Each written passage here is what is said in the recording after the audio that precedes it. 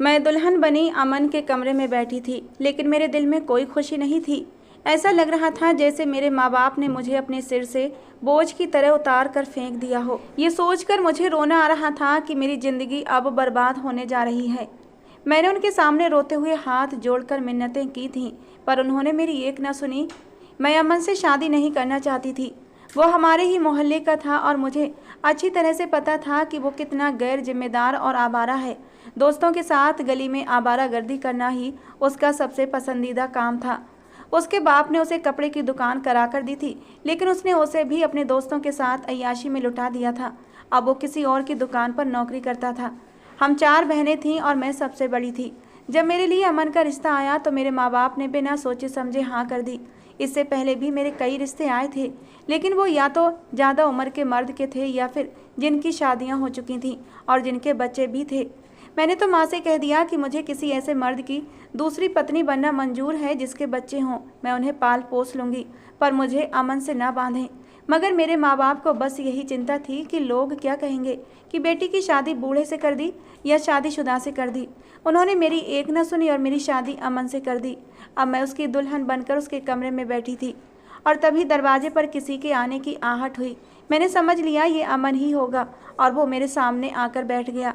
वो आज बड़े प्यार से बातें कर रहा था और पहली बार मेरे दिल में एक हल्की सी उम्मीद की किरण जगी कि शायद वो बदल जाएगा।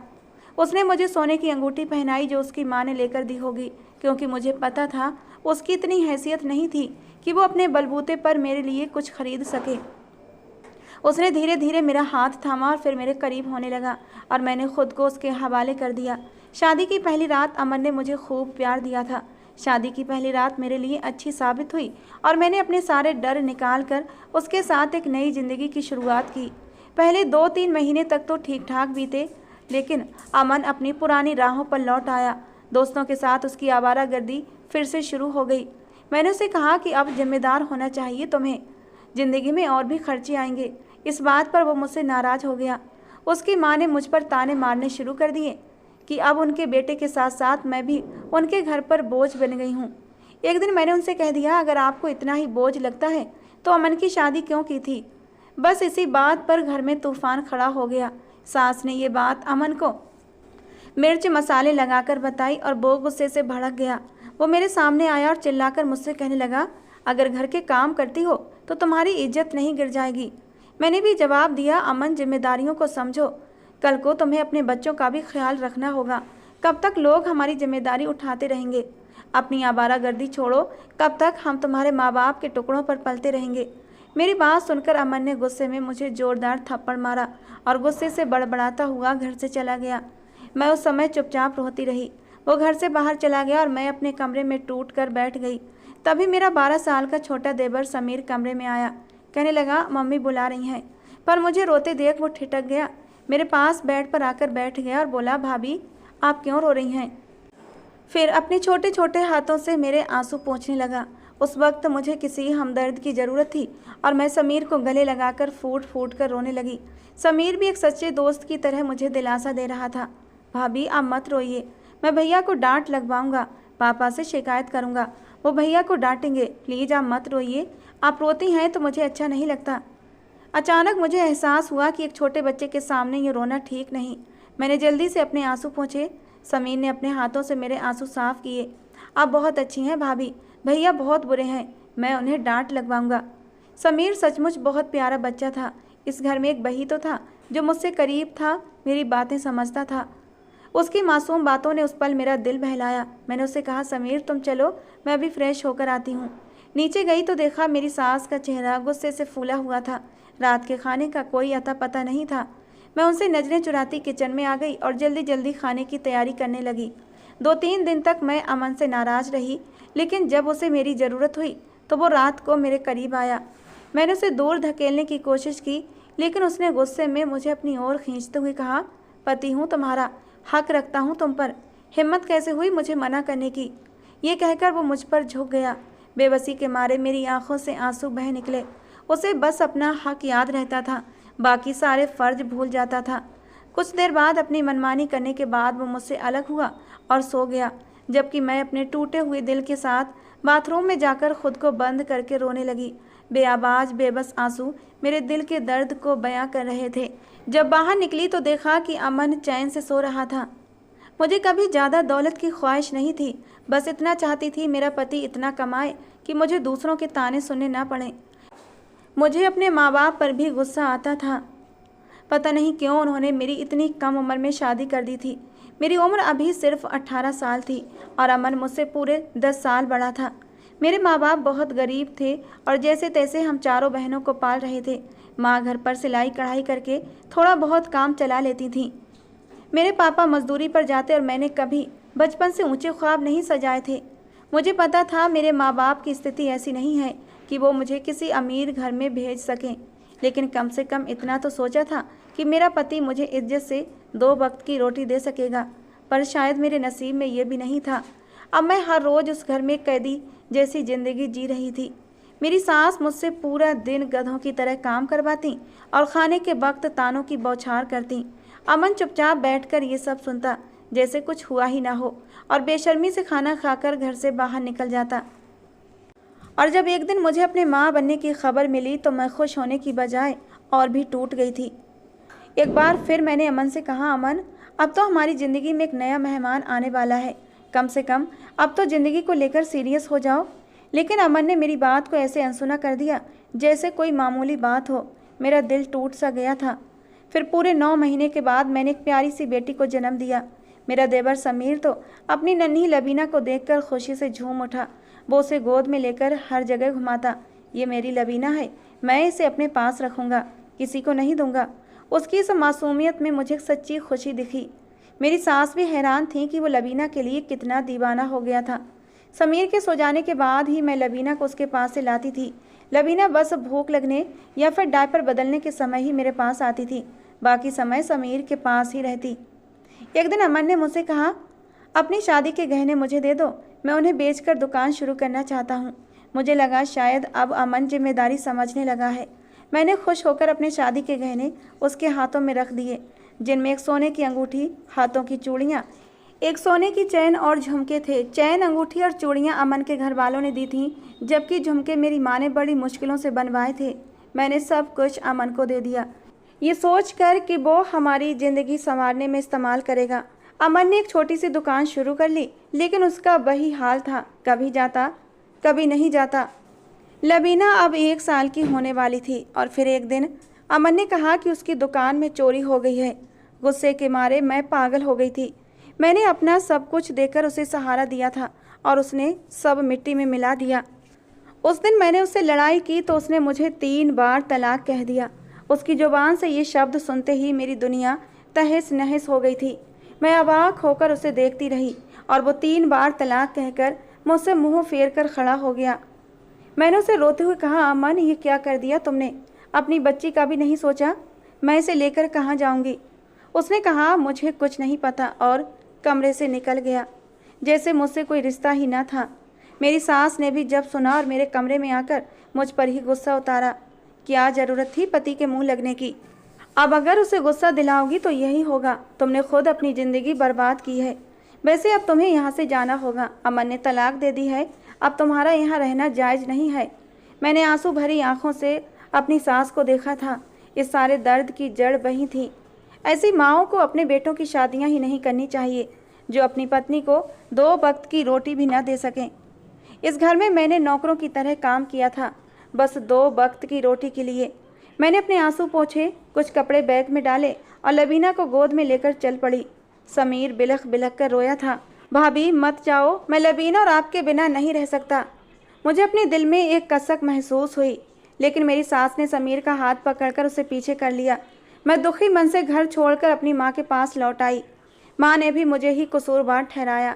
सच कहते हैं, औरत हर हाल में दोषी ठहराई जाती है। मैं खून का घूंट पीकर चुप रही। मैं ज़्यादा पढ़ी लिखी तो नहीं थी, लेकिन इतनी काबिलियत थी कि पास के ही एक स्कूल में नौकरी कर ली। थोड़े बहुत पैसे मिल जाते थे, जिससे मैं और लबीना गुजारा करने लगे। फिर एक दिन मेरे पास अमन का फ़ोन आया। कहने लगा, मुझे माफ़ कर दो आबिदा, मैं बहुत शर्मिंदा हूँ। मैं तुम्हें वापस अपनी ज़िंदगी में लाना चाहता हूँ, प्लीज़ मुझे माफ़ कर दो। तुम्हें तलाक देने के बाद, तुम्हारे घर से जाने के बाद मुझे एहसास हुआ कि मैं तुम्हारे और अपनी बेटी के बिना अधूरा हूँ। प्लीज़ घर लौट आओ। मैंने कहा, अमन तुम मुझे तलाक दे चुके हो और अब मैं तुम्हारी बीवी नहीं हूँ और ना ही तुम मेरे पति रहे, इसलिए अब ये सोचना भी मत कि मैं तुम्हारी ज़िंदगी में वापस आऊँगी। अमन कहने लगा, मुझे अपनी गलती का एहसास हो चुका है आबिदा, मैं शर्मिंदा हूँ, प्लीज़ मुझे माफ़ कर दो, मैं अपनी गलती को सुधारना चाहता हूँ, तुम अब भी मेरी ज़िंदगी में वापस आ सकती हो। मेरा दिल एकदम तेज़ी से धड़क उठा था। इस बात की तरफ अमन इशारा कर रहा था जिसे मैं मरकर भी करना नहीं चाहती थी। और फिर अमन ने वही कहा, आबिदा हलाला कर लो, उसके बाद मैं तुमसे दोबारा निकाह कर सकता हूँ। मैं कुछ देर तक बोल ही नहीं पाई। मैंने कहा, तुम्हारा दिमाग ख़राब हो गया है अमन, मैं ऐसा कभी नहीं करूँगी। कौन सी सुख की ज़िंदगी दी है तुमने मुझे जो मैं तुम्हारे लिए ये कदम उठाऊँ। अमन कसम खाकर कहने लगा, मैं वादा करता हूँ, लवीना की कसम खाता हूँ, मैं मेहनत करूँगा, सारे बुरे काम छोड़ दूँगा। मैंने उसकी बात सुनी अनसुनी कर दी और फ़ोन काट दिया। लेकिन अमन ने अपनी माँ के जरिए मेरी माँ के कानों तक बात पहुँचा दी। सब लोग इस बात पर राजी थे। मेरी माँ ने कहा, अकेली ज़िंदगी कैसे गुजारोगी, अमन अपने किए पर शर्मिंदा है, वो तुम्हें अपनी ज़िंदगी में दोबारा शामिल करना चाहता है, बस हलाला ही तो करना होगा। मैंने तड़प कर माँ की ओर देखा। मैंने कहा, कितनी आसानी से आप ये कह रही हैं। ये शब्द सुनकर मेरी रूह तक छलनी हो गई है। हलाला को तुम लोगों ने मजाक बना दिया है। हलाला का मतलब ये नहीं कि मर्द जब चाहे तलाक दे दे और जब चाहे एक रात के लिए किसी और के पास भेजकर अपने पास बुला ले। हलाला का असली मतलब तो ये है कि मर्द अपनी बीवी को तलाक देते वक्त 100 बार सोचे कि अगर तलाक दे दी तो दोबारा वो उसे हासिल नहीं कर पाएगा, और अगर हासिल कर भी पाएगा तो उसकी बीवी पहले किसी और के साथ वक्त गुजारेगी, ताकि यह एहसास उसे पूरी ज़िंदगी सताता रहे कि उसने कितनी बड़ी गलती की थी। मैं किसी तौर मान नहीं रही थी, लेकिन मुझ पर चारों तरफ से प्रेशर पड़ने लगा था। और फिर एक दिन अमन खुद ही मुझसे मिलने चला आया। लबीना तो अपने बाप को देखकर खिल उठी थी, उसकी गोद में से उतरने का नाम ही नहीं ले रही थी। और यही वो पल थे जब मैं इस कमजोरी का शिकार हुई थी। मेरी आंखों में आंसू आ गए थे। मैं तो घुट घुट कर ज़िंदगी गुजार सकती थी, लेकिन लबीना को उसके बाप से अलग करना मुझे सही नहीं लगा और मैंने खुद को एक बार फिर हालात के हवाले छोड़ दिया। मेरी बच्ची के चेहरे को देखकर आखिरकार मैंने ये कड़वा घूंट पीने का फैसला कर ही लिया। फिर मेरी सास ने कहा कि तुम्हें समीर से निकाह करना होगा, और ये सुनकर तो मेरे पैरों तले से ज़मीन खिसक गई थी। मैंने कहा, आप सब लोग पागल हो गए हैं, समीर अभी सिर्फ 14 साल का है और आप लोग एक बच्चे से मेरा हलाला करवाना चाहते हैं। अमन कहने लगा, समझने की कोशिश करो आबिदा, हाँ वो अभी छोटा है लेकिन देखने में बड़ा लगता है, और कौन सा तुमने उसके साथ पूरी ज़िंदगी बितानी है, सिर्फ एक रात की ही तो बात है। मेरे सास ससुर ने भी मुझ पर दबाव डालना शुरू कर दिया और फिर मुझे मजबूरन समीर से निकाह के लिए हाँ करनी पड़ी। बहुत सादगी से मेरा और समीर का निकाह हुआ था और आज मैं समीर के कमरे में उसकी दुल्हन बनी बैठी थी। थोड़ी देर बाद ही समीर कमरे में दाखिल हुआ। उसकी आंखों में गुस्से की लाली थी। आते ही उसने चीज़ें फेंकना शुरू कर दी और मेरा दिल सहम उठा था। उसके बाद वो धम से बेड पर आकर गिरा और बिलख बिलख कर रोने लगा। उसकी हालत देखकर मेरी आंखों में भी आंसू आ गए। मैंने हल्के से पुकारा, समीर ऐसे मत रो। कहने लगा, ना रोऊं तो क्या करूं, सब दोस्त मुझ पर हंस रहे थे, सब ने मुझे मजबूर किया, लेकिन आप तो समझदार थी ना, आपने ये सब क्यों किया। वो कहता रहा और मैं चुपचाप उसकी बातें सुनती रही। कुछ देर बाद उसने अपना सिर मेरे कंधे पर रख दिया और रोने लगा और मैं उसका सर सहलाती रही, उसे तसल्ली देती रही। वो भी तो मुझे ऐसे ही तसल्ली दिया करता था। और फिर मेरी गोद में ही रोते रोते समीर सो गया था। उसकी मासूमियत को देखकर मुझे एहसास हुआ कि मैंने क्या कर डाला है। उसकी उम्र तो बस 14 साल है। सोते हुए भी समीर सिसक रहा था। मुझे उस पर बहुत तरस आया। हम दोनों ही हालात के मारे थे। 14 साल की उम्र में ही समीर ने ये दुख सहा था और मैं भी तो सिर्फ 20 साल की उम्र में इतने बड़े दर्द से गुजर रही थी। मैं सोफे पर जाकर लेट गई और आंसू पोंछते हुए बस खुद से कहने लगी कि ज़िंदगी ने मुझे किस मोड़ पर लाकर खड़ा कर दिया है। थोड़ी देर बाद अचानक ही मेरी आंख दरवाजे पर होने वाली खटखट से खुली थी। मैंने घड़ी में समय देखा तो 4:30 बज रहे थे। इस समय कौन हो सकता है। मैंने समीर की तरफ देखा तो वो बेखबर सो रहा था। वो ऐसा ही था, उसके सर पर अगर ढोल भी बजाए जाते वो तब भी नहीं उठता था। मैंने उठकर दरवाज़ा खोला, देखा तो अमन खड़ा था। मैंने कहा, अमन तुम इस वक्त यहाँ क्या कर रहे हो। उसने जल्दी से मेरा हाथ पकड़ा और मुझे बाहर लेकर चला आया। फिर उसने मेरे हाथ को थामते हुए कहा, तो कैसी रही रात, आखिर तुम्हारी सुहागरात थी समीर के साथ।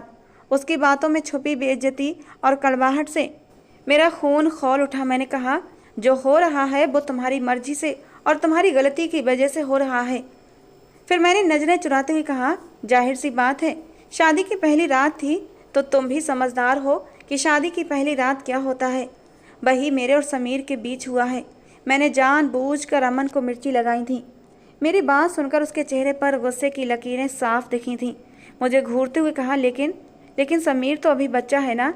मैंने ठंडे स्वर में जवाब दिया, हाँ तो क्या हुआ, बच्चा है पर इतना भी नहीं। और तुम क्यों तड़प रहे हो?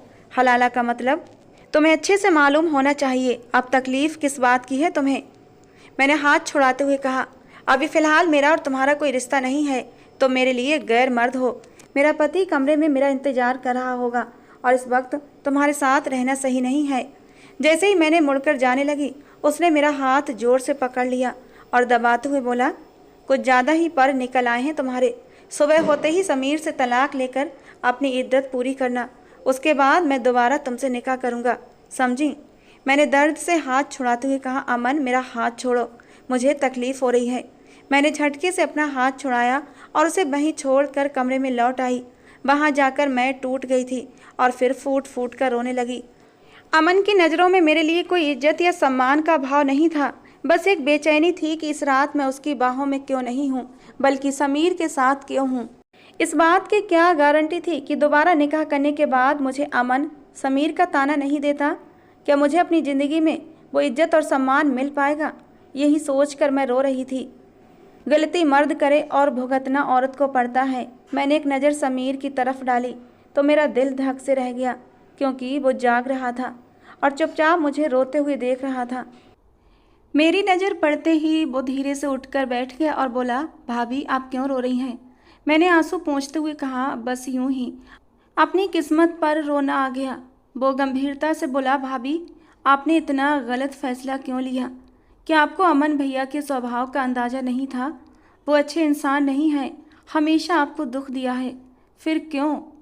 मैं उसकी तरफ तड़प कर देखती रह गई। रुंधे स्वर में कहा, समीर मैं मजबूर थी, मैं लबीना की वजह से मजबूर हो गई थी। लबीना अपने पापा के बिना अधूरी है, उसे अपने बाप का प्यार चाहिए। समीर मेरी बात सुनकर वो थोड़ी देर चुप रहा। कहने लगा, मुझे नहीं लगता भाभी कि आगे सब कुछ ठीक होगा। फिर एक हल्की सी हंसी हंसते हुए बोला, भाभी अभी फ़िलहाल आप मेरी भाभी नहीं हैं, बल्कि आप मेरी बीवी हैं। इतना कहकर समीर उठकर बाथरूम में चला गया। अगली सुबह मेरे लिए एक बोझ की तरह आई थी। मेरी सास पूरे घर में जले पैर की बिल्ली की तरह घूम रही थी। मुझे देखते ही उन्होंने मेरी ओर झपटते हुए मेरे बालों को पकड़कर मुट्ठी में दबोचा था। कहने लगी, तेरी वजह से हमारे घर पर यह मुसीबत आई है। पता नहीं अमन कहाँ चला गया है। रात को तो अपने कमरे में था, लेकिन सुबह जब मैं उसे जगाने गई तो वो कमरे में नहीं था, बल्कि उसके कमरे में मुझे ये ख़त मिला है, मेरा बच्चा तेरी वजह से घर छोड़कर चला गया है। वो मुझे मारने लगी कि तभी समीर आगे बढ़कर मुझे उनकी पकड़ से छुड़ाने लगा। मम्मी क्या कर रही हैं आप? इसमें इनका कोई कसूर नहीं है, बल्कि सारी गलती तो आपकी और भैया की थी। समीर के मेरे पक्ष में बोलने से मेरी सास हैरान रह गई। कहने लगी, समीर तुम बच्चे हो और बच्चे बनकर रहो। तुम्हारा भाई तक मेरे सामने नहीं बोला और तुम इस औरत की साइड ले रहे हो। तुम्हारी शादी को अभी सिर्फ 1 दिन हुआ है और तुम। समीर ने अपनी माँ को आगे बोलने से रोकते हुए कहा, बस करें माँ, आपने वैसे ही मुझे बलि का बकरा बना दिया है। अब मेरी ज़िंदगी को और मुश्किल मत बनाइए। आप बेवजह भाभी पर जुल्म कर रही हैं। तभी मेरी सास ने कागज़ का टुकड़ा समीर की ओर बढ़ाते हुए कहा, देखो अपनी आंखों से और पढ़ो और समझो कि गलती किसकी है। अमन ये घर छोड़कर चला गया है। उसने साफ साफ लिखा है कि वो कभी लौट कर यहाँ नहीं आएगा। समीर ने ख़त पढ़ा और फिर वो मुझे दे दिया। मैंने पढ़ा तो उसमें लिखा था, मुझे ये बर्दाश्त नहीं हो रहा कि आज मेरी पत्नी आबिदा मेरे छोटे भाई के साथ रात बिता रही है। मेरा दिल बहुत भारी हो रहा है। ये पल मेरे लिए क़यामत के पल हैं। मैं अब और बर्दाश्त नहीं कर सकता और ना ही मैं आबिदा को दोबारा अपना सकता हूँ। पूरी ज़िंदगी मैं इस सोच के साथ नहीं जी सकता कि आबिदा मेरे भाई के साथ रात बिताकर मेरे पास आई है, और ना ही मैं अपनी आंखों के सामने उसे अपने भाई की पत्नी के रूप में देख सकता हूँ। इसीलिए मैं हमेशा के लिए ये घर छोड़कर जा रहा हूँ। मेरे हाथ से वो ख़त गिर गया था और मेरी सांस फूट फूट कर रोने लगी। समीर ने मुझे चुप कराते हुए कहा, आप इस तरह मत रोइए, जो कुछ हुआ है इसमें आपकी कोई गलती नहीं है। तभी मेरी सास ने आगे बढ़कर मेरा बाजू पकड़ लिया और गुस्से में बोली, ये मगरमच्छ के आंसू बहाना बंद करो, अभी के अभी अपना सामान पैक करो और निकलो यहाँ से। तुम्हारी अब इस घर में कोई जगह नहीं है। तुम सिर्फ अमन की वजह से यहाँ थी, अब जब अमन नहीं तो तुम्हें भी यहाँ रहने का कोई अधिकार नहीं है। उन्होंने मुझे धक्का दिया, लेकिन समीर ने आगे बढ़कर मुझे संभाल लिया। कहने लगा, माँ आप गलत कर रही हैं, आप भूल रही हैं, अब ये मेरी बीवी है, भाई का इनके साथ कोई रिश्ता नहीं है। वो इन्हें तलाक दे चुके हैं और गवाहों की मौजूदगी में मैंने इनसे निकाह किया है। इसका मतलब ये है कि अब मेरी बीवी हैं और मेरे साथ मेरे घर में रहेंगी। आप इन्हें यहाँ से निकाल नहीं सकती। इसके बाद समीर मेरी तरफ मुड़ा और बोला, आप अंदर कमरे में जाइए। मैं रोती हुई अंदर कमरे में चली आई थी। मैं अपनी किस्मत पर फूट फूट कर रो रही थी। किस्मत भी मेरे साथ क्या अजीब खेल खेल रही थी। अगर मुझे तलाकशुदा रहकर ही ज़िंदगी गुजारनी थी तो मुझे समीर के साथ हलाला करने की क्या ज़रूरत थी। मुझे पता था कि समीर के आगे उसकी पूरी ज़िंदगी पड़ी है। वो मुझे तलाक दे देगा और मैं अपनी बच्ची को लेकर फिर से अकेली रह जाऊंगी। पूरा दिन बीत गया था, समीर घर नहीं आया। शाम को जब वो आया तो मेरी तबीयत बहुत ख़राब थी, बुखार में तप रही थी। मेरे बुखार को महसूस करके समीर परेशान हुआ। कहने लगा, आपको तो बुखार है, आपने दवा क्यों नहीं ली। उसकी बात सुनकर मेरी आंखों में आंसू आ गए। मैं उसे कैसे बताती कि इस घर में मेरी परवाह करने वाला कोई नहीं है। वो मुझे डॉक्टर के पास ले गया और दवा भी दिलाई। समीर के साथ मेरी शादी को अब 1 महीना हो चुका था और मैं हर दिन इंतज़ार करती कि कब वो मुझे तलाक देगा। लेकिन जब उसने कोई कदम नहीं उठाया तो एक दिन मैंने खुद ही उससे कह दिया, समीर मुझे तलाक दे दो और तुम अपनी पढ़ाई और करियर पर ध्यान दो। मेरा क्या है, मैं अपनी बच्ची के सहारे ज़िंदगी गुजार लूँगी। समीर हल्के से मुस्कुराते हुए बोला, आप बहुत समझदार हैं, पर आपकी ये समझदारी मुझे बिल्कुल पसंद नहीं आई। आप मेरी बीवी बनकर इसी घर में रहेंगी। आपको कोई तकलीफ़ हो तो मुझे बताइए। उसकी बात सुनकर मैं चुप हो गई। फिर मैंने कहा, समीर मुझे तुमसे कोई तकलीफ़ नहीं है, पर तुम मेरे साथ हमेशा तो नहीं रह सकते ना। उसने कहा, हाँ ये तो सही है, पर फिलहाल आप इस घर से कहाँ जाएंगी और क्या करेंगी। जब तक मेरे नाम के साथ आपका नाम जुड़ा है आप इस घर में सुरक्षित हैं। धीरे धीरे मैंने अपना कमरा अलग कर लिया और अपनी बेटी लबीना के साथ रहने लगी। मेरी सास कभी कभी ताने मारती, लेकिन समीर मेरी ढाल बन जाता। समय के साथ समीर की पढ़ाई पूरी हुई और उसने 10वीं के पेपर दिए, जिसमें उसने अच्छे नंबरों से पास किया। और यूं ही देखते देखते 5 साल गुजर गए और समीर अब 20 साल का हो चुका था। उसने खूब लंबी कद काठी और आकर्षक पर्सनालिटी पाई थी। मेरी उम्र अब 26 साल थी और मेरी बेटी लबीना 5 साल की हो गई थी। लबीना समीर को पापा कहने लगी थी और समीर को भी इससे कोई ऐतराज़ नहीं था। मेरी सास ने भी आखिरकार हार मान ली, लेकिन एक दिन वो समीर पर दबाव डालने लगी कि वो मुझे तलाक देकर दूसरी शादी कर ले। लेकिन समीर ने मुझे तलाक देने से इनकार कर दिया। कई दिनों के बाद आखिरकार मैं तंग आकर खुद समीर के कमरे में गई। मैंने उससे पूछा, समीर आखिर तुम चाहते क्या हो। वो लैपटॉप में व्यस्त था। मुझे देखकर हल्के से मुस्कुराया। बोला, क्यों, आपका इशारा किस तरफ है। मैंने कहा, समीर तुम्हें शादी करनी चाहिए, आखिर कब तक मेरे नाम से जुड़े रहोगे। मेरा क्या है, मेरी तो अब उम्र हो गई है। मेरी बात पर वो हल्के से हंसा था। फिर बोला, अरे तो आप बुढ़ी हो गई, आपके बाल सफ़ेद हो गए, चेहरे पर झुर्रियाँ भी पड़ गईं। उसकी इस बात पर मैं हंस पड़ी। फिर मैंने कहा, लेकिन समीर तुम्हें शादी तो करनी ही है ना, फिर अपनी माँ की बात मान क्यों नहीं लेते। समीर कहने लगा, अभी तक कोई ऐसी लड़की नहीं मिली जिसे देखकर दिल की धड़कन तेज हो, जिसे देखकर सुकून मिले। मैंने कहा, अच्छा तुम्हें कैसी लड़की चाहिए बताओ, मैं खुद तुम्हारे लिए लड़की ढूंढूंगी। उसने मेरी तरफ देखते हुए धीरे से कहा, बिल्कुल आपके जैसी आँखें, आपके जैसे बाल, आपके जैसा प्यारा सा अंदाज। उसकी आवाज़ एकदम से भारी होने लगी थी। उसकी आंखों में एक अजब सी चमक देखकर मैं अचानक चौंक गई। मेरे दिल की धड़कन तेज हुई थी। मैंने कभी समीर को अपनी तरफ खींचने की कोशिश नहीं की थी, पर आज उसकी आंखों में कुछ ऐसा था जिसने मुझे बेचैन कर दिया। मैं एकदम हड़बड़ाकर बोली, समीर मेरे जैसी तो मैं अकेली हूँ, मेरी कोई जुड़वा बहन नहीं है जिसके साथ मैं तुम्हारी शादी कर दूँ। उसने हल्के से मुस्कुराते हुए कहा, फिर तो मैं शादी नहीं कर रहा। ये कहकर वो दोबारा अपने लैपटॉप में व्यस्त हो गया। लेकिन मेरे दिल में तूफान उठ गया था। मैं जल्दी से अपने कमरे में लौट आई। वैसे भी कुछ दिनों से मैं महसूस कर रही थी कि समीर की नज़रें मुझ पर बदलने लगी थीं। लेकिन जो कुछ भी समीर के मन में था, मैं वैसा कुछ भी नहीं चाहती थी। मैं नहीं चाहती थी कि मेरी वजह से समीर की ज़िंदगी में कोई मुश्किल आए। आखिर उसकी उम्र ही क्या थी? वो मुझसे पूरे 6 साल छोटा था। उसकी अपनी एक ज़िंदगी थी जो उसका इंतज़ार कर रही थी।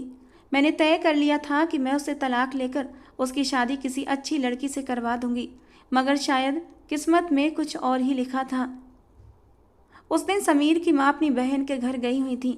लबीना को भी वो अपने साथ लेकर गई थी। समीर घर आया और कहने लगा, आबिदा, सिर में बहुत तेज़ दर्द है, 1 कप कॉफ़ी बना दो। उसकी हालत ठीक नहीं लग रही थी। मैंने जल्दी से कॉफ़ी बनाई और उसके कमरे में लेकर चली गई। वो बिस्तर पर लेटा हुआ था, उसकी आंखें लाल हो रही थीं। मैंने घबराकर उसके माथे को छुआ तो वो बुखार से तप रहा था। मैंने कहा, समीर, तुम्हें तो बुखार है, बताया क्यों नहीं? उठो, पहले बुखार की दवा लो। कितने लापरवाह हो गए हो तुम। मैं उसे डांट रही थी और वो बस मुस्कुराता हुआ मुझे देख रहा था। मैंने उसे उठाया और दवा दी। उसने दवा खा ली, फिर कहने लगा, सर में बहुत दर्द है, थोड़ा सा दबा दो। मैं उसके सिरहाने बैठ गई और धीरे धीरे उसका सर दबाने लगी। अचानक ही उसने अपना सर मेरी गोद में रख दिया। मेरे दिल की धड़कन तेज हुई थी, लेकिन मैंने खुद को संभाला। मैं नहीं चाहती थी मेरे मन में समीर के लिए कोई भावना पनपे। फिर समीर ने मेरे दोनों हाथ पकड़ लिए और उन पर हल्के से अपने होंठ रख दिए। मैंने घबराकर अपने हाथ पीछे खींचे। मैंने कहा, समीर, क्या कर रहे हो? वो हल्के से मुस्कुराया और बोला, क्यों, क्या हुआ? तुम मेरी पत्नी हो, मैंने कोई गलत काम नहीं किया है। वो एकदम गंभीर हो गया, फिर आगे कहने लगा, आबिदा, प्लीज़ मेरे करीब आओ। मैं कई रातों से सो नहीं पाया हूँ। आजकल मेरा दिल बहुत बेचैन है और मेरी बेचैनी को तब सुकून मिला जब मुझे एहसास हुआ कि मुझे तुमसे मोहब्बत हो गई है। मम्मी कब से मुझ पर शादी के लिए दबाव बना रही हैं, लेकिन मेरा दिल किसी और लड़की पर आता ही नहीं था। जब भी शादी के बारे में सोचता तो तुम्हारा चेहरा सामने आ जाता है। मेरी हालत अब बस ये है कि मैं तुमसे ही मोहब्बत करता हूँ। हाँ, जब शादी हुई थी तब तुम्हारे लिए कोई भावना नहीं थी, लेकिन अब मेरे दिल में बस तुम्हारी मोहब्बत भरी हुई है। उसके इन शब्दों ने मेरे दिल को झकझोर दिया था। मेरा दिल कह रहा था कि भगवान ने तुम्हें खुशियों से जीने का एक आखिरी मौका दिया है, लेकिन मैं अब भी अपने मन को समझा रही थी। मुझे समीर की ज़िंदगी के बारे में सोचना चाहिए। मैं उठकर जाने लगी, लेकिन समीर ने मेरा हाथ पकड़कर फिर से बिस्तर पर बिठा लिया। वो मेरा हाथ पकड़े हुए कहने लगा, फ़िलहाल मुझे छोड़कर मत जाओ। उसने अपना सर मेरी गोद में रख दिया और धीरे धीरे मैं उसका सर दबाने लगी। कुछ ही देर में वो सो गया था। शायद दवा का असर था। मैं भी थोड़ा सा आराम करने के इरादे से बेड से टिकी थी और न जाने कब मुझे भी नींद आ गई। रात के किसी पहर मेरी आँख समीर की गर्म सांसों की तपिश से खुली थी। उसके होंठ मेरी गर्दन के पास थे और धीरे धीरे मैं उसकी गर्म सांसों में पिघलने लगी। उसने मुझे अपनी बाहों में खींच लिया और मुझे अपने करीब कर लिया। मेरे दिल की धड़कनें तेज हुईं, पर मैं कुछ कह नहीं पाई। उस रात समीर ने पति होने का अपना हक वसूल किया और उसकी बाहों में मैं भी सुकून से सो गई थी। मेरी ज़िंदगी में एक नई शुरुआत हुई थी। अगले दिन समीर की माँ वापस घर लौट आई थी। मेरे चेहरे की रौनक देखकर उन्होंने कुछ शंका से मुझे देखा था, पर मैंने जल्दी ही खुद को संभाल लिया। अब समीर मुझसे खुलकर अपने प्यार का इजहार करने लगा। कभी वो मेरे कमरे में आ जाता और कभी मैं उसके पास चली जाती। उसकी मोहब्बत पाकर मैं भी जैसे खिल उठी थी। समीर भी अब हमेशा खुश रहता था। कुछ समय बाद मेरी तबीयत ख़राब रहने लगी। जब डॉक्टर ने बताया कि मैं माँ बनने वाली हूँ तो मेरे गाल शर्म से गुलाबी हो गए, जबकि समीर की खुशी का ठिकाना नहीं था। घर लौटते ही समीर की माँ ने मुझ पर गुस्सा निकाला। कहने लगी, तुम्हारी हिम्मत कैसे हुई मेरे बेटे के करीब जाने की? लेकिन समीर ने आगे बढ़कर मेरा साथ दिया। कहने लगा, माँ, आबिदा पर इल्ज़ाम मत लगाइए, वो मेरी बीवी है और जो कुछ हुआ है वो हम दोनों की मर्जी से हुआ है। उनकी नाखुशी के बावजूद आखिरकार उन्होंने इस बात को कबूल कर ही लिया। समीर के साथ अब मैं पूरी तरह खुश थी। उसकी मोहब्बत ने मेरी ज़िंदगी में जो खुशियाँ भरी, उसके लिए मैं खुदा का शुक्रिया अदा करती थी। मेरे जीवन में अब हर दिन नया उजाला था और मैं खुशियों में डूबी हुई थी। और ये खुशियाँ नन्हे अदनान ने आकर और भी डबल कर दी। मेरी सास भी अब मेरा ख्याल रखने लगी थी। कुछ दिन के बाद अमन की भी खबर मिल गई थी कि वो दुबई चला गया था और वहीं कोई कामकाज करने लगा था। खैर, मुझे परवाह नहीं थी, क्योंकि मेरी ज़िंदगी में अब सुकून ही सुकून था। दोस्तों, आज की हमारी ये कहानी आपको कैसी लगी ज़रूर बताना। पसंद आई हो तो प्लीज़ लाइक करना। रोज़ एक नई कहानी सुनने के लिए हमारे चैनल को भी सब्सक्राइब करना। मिलते हैं दोस्तों अगली किसी नई कहानी के साथ।